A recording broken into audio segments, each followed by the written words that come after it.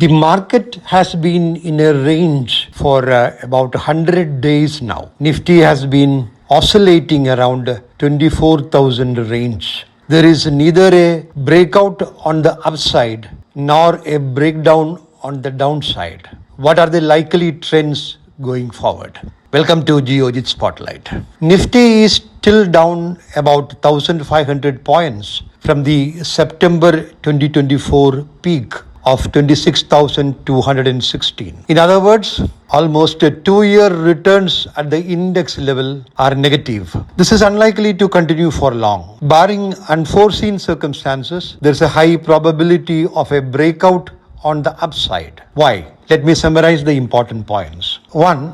Even though there is no clarity on the opening of the Hormuz Strait, Brent crude has cooled off to below $80. With elections to the US House of Representatives and Senate coming up on November 3rd, President Trump is forced to prevent any further hike in oil prices. Brent crude at around $80 is a price which India can easily manage. So the macro threat from high crude oil price is slowly disappearing. 2. Monsoon rainfall deficiency was 24% in early July. This has sharply declined to only 11% deficit thanks to the good monsoon rains in July. So this poor monsoon concern is perhaps slowly getting over, but it is too early to conclude that the deficit will be very low. 3. The Indian economy continues to be resilient despite the many headwinds which it has been facing. RBI in the latest monetary policy has revised the GDP growth rate projection for FY27 to 6.7% from 6.6% earlier, and revised the CPI inflation projection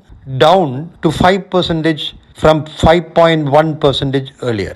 Personally, I feel GDP growth rate can rise to 7% in FY27 under favorable circumstances. 4. FIIs have turned buyers in India recently. In July, they were net buyers. During the last 7 trading days, they were buyers in 6 trading days. This change in the FII stance from relentless selling to buying is a strong positive trend for the market.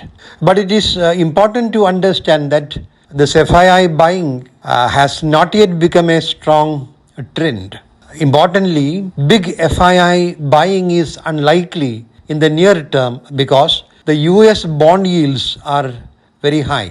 The benchmark 10-year US bond yield is above 4.6%, and it is likely to increase further since inflation is rising in the US. Investors should always remember that US 10-year bond yield at 4.6% is a risk-free return, the safest asset class in the world.